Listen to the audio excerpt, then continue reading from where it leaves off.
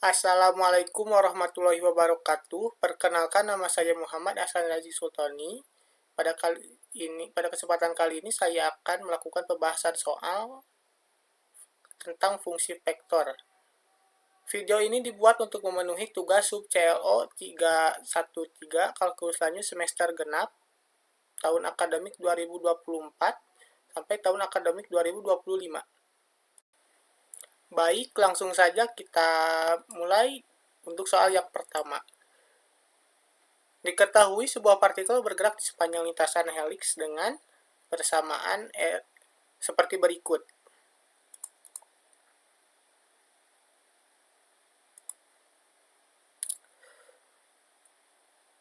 K topi menggambarkan ketinggian dalam meter, sedangkan untuk T itu nilainya lebih dari atau sama dengan 0. Kita langsung masuk ke subsoal yang pertama. Apakah partikel pernah bergerak ke bawah?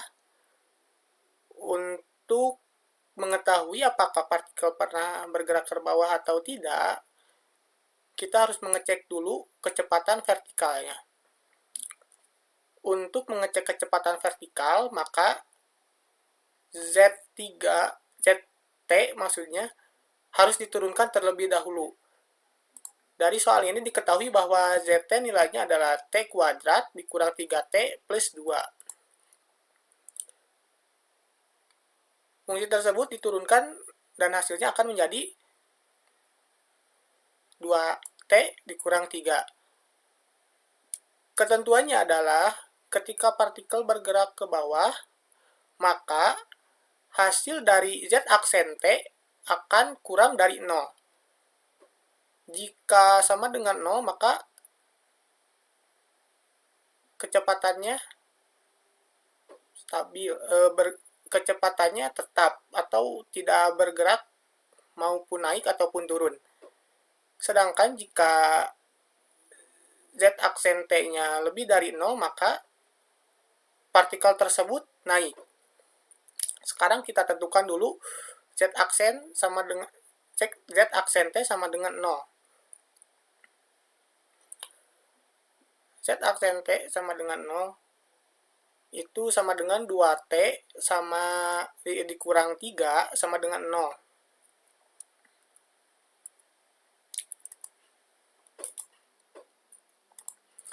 Jika kita tambahkan 3 di kedua ruas, yang kiri maupun yang kanan, maka akan diketahui bahwa 2T sama dengan 3.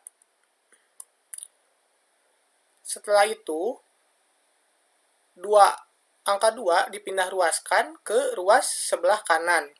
Maka hasilnya adalah T sama dengan 3 per 2.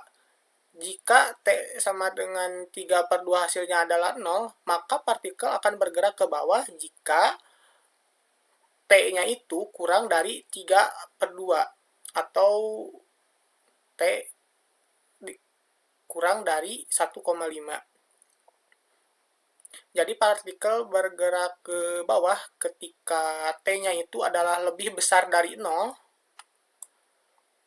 lebih besar atau sama dengan 0, dan kurang dari 1,5, atau mungkin bisa dinotasikan seperti ini selangnya. Kita lanjut ke sub soal kedua. Apakah partikel pernah berhenti bergerak? Partikel berhenti bergerak jika kecepatan totalnya adalah 0. Kecepatan itu adalah R aksen T. Jadi masing-masing fungsi akan diturunkan. Fungsi X, Y, dan Z masing-masingnya itu diturunkan. Maka hasilnya akan seperti ini. Sin T diturunkan akan menjadi cos.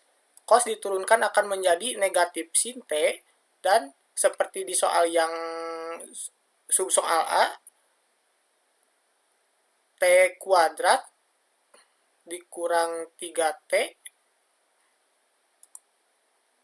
ditambah 2 sama dengan turunannya adalah 2T dikurang 3. Untuk berhenti, seluruh faktor kecepatan harus sama dengan 0. Untuk mendapatkan hasil di tiap-tiap vektor kecepatan menjadi 0, maka untuk cos T harus T-nya itu senilai dengan pi per 2 atau 3pi per 2. Untuk negatif sin T, maka T-nya harus 0, pi atau 2pi. Untuk 2T kurang 3 sama dengan 0, maka seperti di soal sub A yang sudah dibahas, maka T harus sama dengan 3 per 2. Setelah dibanding-bandingkan dari keseluruhan nilai yang akan menghasilkan 0, tidak ada satupun nilai T yang tunggal yang memenuhi syarat ketiga ini secara bersamaan. Jadi partikel tidak pernah berhenti.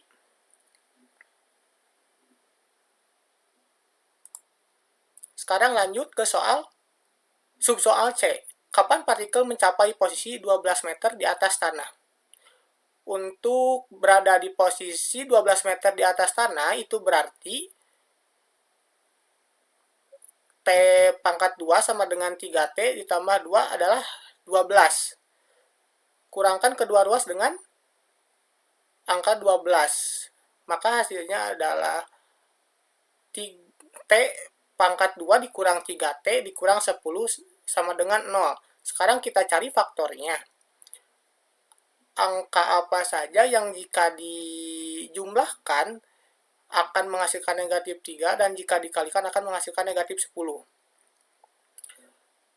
Diketahuilah bahwa faktor angka tersebut adalah negatif 5 dan positif 2. Negatif 5 ditambah positif 2 akan menjadi negatif 3 dan negatif 5 dikali positif 2 akan menjadi negatif 10. Dari sini diketahuilah akarnya bahwa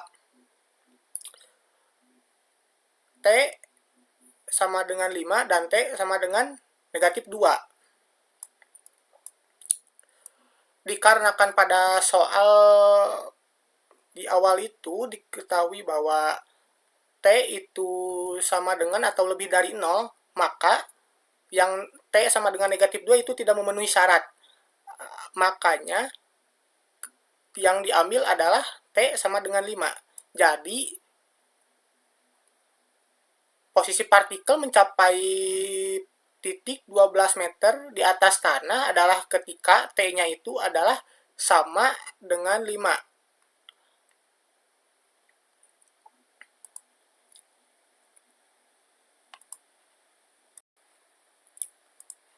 Lanjut ke soal maksudnya subsoal D. Saat partikel mencapai ketinggian 12 meter, berapa kecepatan dari partikel tersebut? Menghitung besaran kecepatan, rumusnya adalah modulus atau norma dari Vt. Dilihat dari soal B, diketahui bahwa Vt adalah cos T I topi dikurang sin T J topi ditambah 2T dikurang 3 K topi. Nah, tinggal disubstitusikan saja menjadi norma atau modulus dari Vt sama dengan kuadrat dari cos T pangkat 2 ditambah sin T pangkat 2 ditambah 2T dikurang 3 pangkat 2. Dari soal C diketahui bahwa partikel mencapai ketinggian 12 meter di waktu 5, ketika waktu 5. Nah, ini. Jadi kesimpulan soal subsoal C. Sekarang tinggal disubstitusikan saja ke modulus V T yang tadi ini.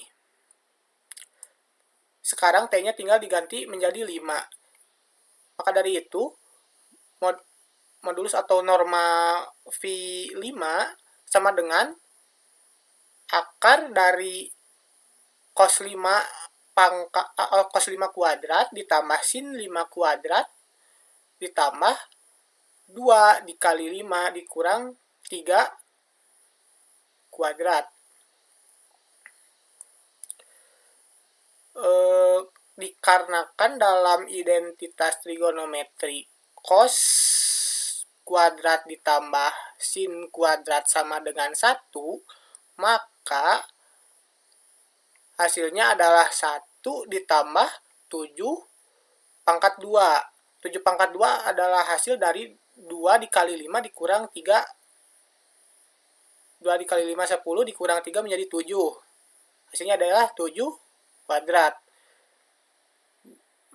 Itu 1 ditambah 7 kuadrat itu sama dengan akar 1 plus 49. 7 dikali 7 adalah 49. Sekarang tinggal dijumlahkan menjadi 50. Berarti norma dari V5 adalah akar 50. Kemudian akar ini bisa disederhanakan kembali dengan memecah 20 menjadi 25 dikali 2. 25, akar dari 25 adalah 5. Keluarkan 5 dari akar dan hasilnya adalah 5 akar 2. Ini hasil akhir dari subsoal D. Jadi kecepatan besar kecepatan ketika mencapai ketinggian 12 meter adalah 5 akar 2.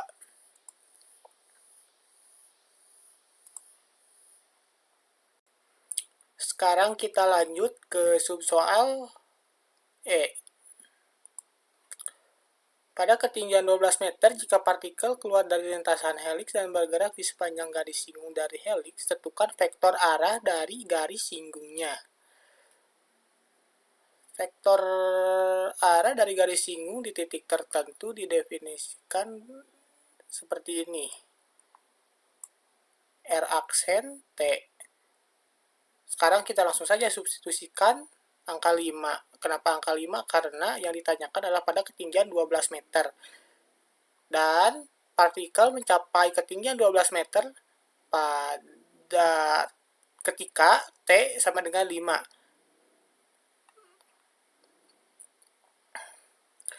Langsung masukkan, substitusikan saja.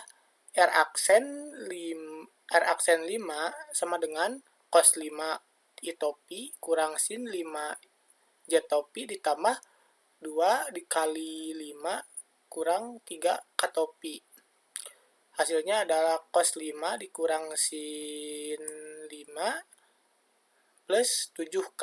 Maka vektor arah dari garis singgungnya adalah seperti berikut ini. Cos 5 I topi dikurang sin 5 J topi dan ditambah 7 K topi. Sekarang kita lanjut ke soal nomor kedua. Diketahui kurva berikut yaitu Y. Jika X-nya kurang dari atau sama dengan 0, maka isinya 0. Sedangkan jika X lebih dari 0, maka isinya adalah X pangkat 3. Langsung subsoal pertama. Tentukan nilai Y aksen saat X sama dengan 0. Sebenarnya sudah jelas 0 dikarenakan jika X-nya sama dengan atau kurang dari 0, maka Y sama dengan 0. Dan turunan dari 0 adalah 0 itu sendiri. Jadi Y aksen itu sama dengan 0. Tapi ada langkah sistematis di baliknya menggunakan definisi limit turunan. Yang dimana bentuk umumnya adalah Y aksen A sama dengan limit H sampai 0. Y dikali A plus H dikurang Y A per H. Karena yang diminta adalah turunan di titik 0, maka Y aksen maksudnya Y0 sama dengan 0. Y aksen 0 adalah sama dengan limit H ke 0 Y 0 plus H dikurang Y0 dibagi per H sama dengan limit H ke 0 adalah YH per H. Sekarang pecah limit jadi kiri dan kanan. Dari kiri atau H kurang dari 0, maka YH sama dengan 0. YH per H sama dengan 0 per H. 0 per H sama dengan 0. Maka limit H ke 0 dari YH per H adalah 0. Dari kanan atau H lebih dari 0, maka YH sama dengan H pangkat 3. Dari sini. Maka YH per H sama dengan H pangkat 3 per H sama dengan H kuadrat. Maka limit H ke 0 dari kanan adalah H2 sama dengan 0. Sekarang bandingkan kedua limit, karena keduanya ada yaitu 0 dan keduanya juga sama, maka Y aksen 0 ada dan Y aksen 0 adalah sama dengan 0. Sekarang lanjut ke soal B. Tentukan besar kelengkungan kurva di titik 0,0. Untuk fungsi Y sama dengan fx, kelengkungan di titik X didefinisikan sebagai kava X sama dengan norma atau modulus F aksen 2 aksen X per 1 plus norma dari F aksen X kuadrat dipangkatkan 3 per 2. Dari soal A diketahui bahwa Y aksen 0 sama dengan 0. Begitupun Y aksen kedua, maksudnya turunan kedua dari fungsi Y 0, hasilnya sama dengan cara yang sama untuk menentukannya itu dengan soal A. Subsoal A. Di sini ada rinciannya bagaimana jika si Y itu diturunkan.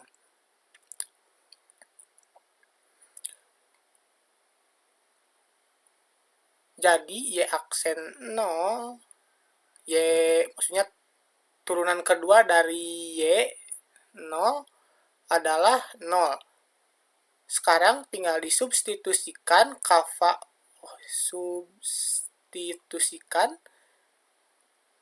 0 sama dengan maksudnya norma Y